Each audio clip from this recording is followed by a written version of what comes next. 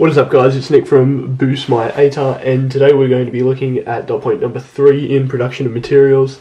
Identify that ethylene serves as a monomer from which polymers are made. So the first very important thing that we need to do is define what the hell is a polymer and what is a monomer. So whatever one tickles your fancy, let's go monomer first. So we'll figure out what a monomer is. Now, a monomer, by definition, is a simple molecule that may be repeated in a long chain known as a polymer. And we'll go ahead and slot in what a polymer is. A polymer is a large molecule composed of one or more repeated monomers.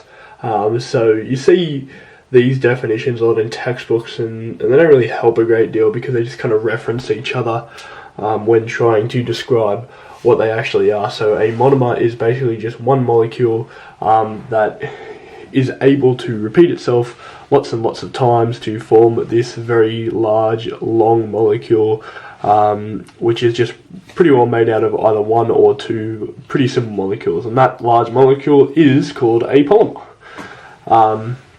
That's pretty much as simple as it needs to be. So we need to sort of identify that ethylene serves as a monomer, for which a polymer, which we will call polyethylene, is formed. So let's sort of look at the mechanism for which how that might occur. But first of all, we'll just do a little bit of notation revision. So let's talk about how we want to display a monomer without writing an 18 molecule chain length or whatever down the page. So if we want to denote a polymer, we draw the monomer. Let's say we want to draw this molecule here. So just say this molecule here is our monomer. What we do is we bracket off like that, and we put like a little n there. That is the universal notation, the brackets and the n. This equals, am I going to go off the page? No, it should be fine. Polymer. Alright, so that means polymer. So this n just denotes that the chain is n molecules long, some arbitrary number that we can agree or decide on later, but for argument's sake we just say it is n molecules long. So what we want to look at is how this molecule here, ethylene, can serve as a monomer to form a polymer. So basically, the way that we're going to do this is I'm going to take this little diagram back, and we're going to have a look at this molecule of ethylene here. So basically, this is a double bond, and we can have some other molecule of ethylene here that might want to react with this one here. And basically this happens through certain catalysts, but we'll just ignore the catalysts for the time being, and we'll say that because of its high reactivity, like we mentioned in the previous dot point, that this bond might break, this double bond might break because it's very reactive and it wants to react with other things. So let's say this one breaks.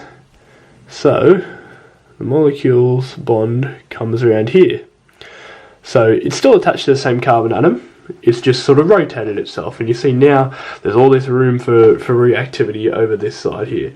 So this other molecule, which wasn't interested to begin with, now sees this kind of opportunity, this bond it wants to bond with. So it might just sort of jump up here, and then it might just react in exactly the same fashion, just adding a molecule on and then leaving another free bond for another molecule to react with, and that'll continue on and on down the chain for an arbitrary number of ethylene molecules with ethylene, especially high density polyethylene, which we will get to in future dot points. These chains can be super duper long. So yeah, that's pretty well we need to know for this dot point. We just need to identify that that molecule, ethylene, can serve as a monomer for the production of polymers. And we should probably in our answer reference the high reactivity of the double bond, because it is through that double bond that we are really able to make these kind of polymers. So make sure you talk about the double bond, maybe give a little bit of an example. Remember this notation here, and also just remember what a monomer and what a polymer is. So I'll catch you in the next video. Thanks.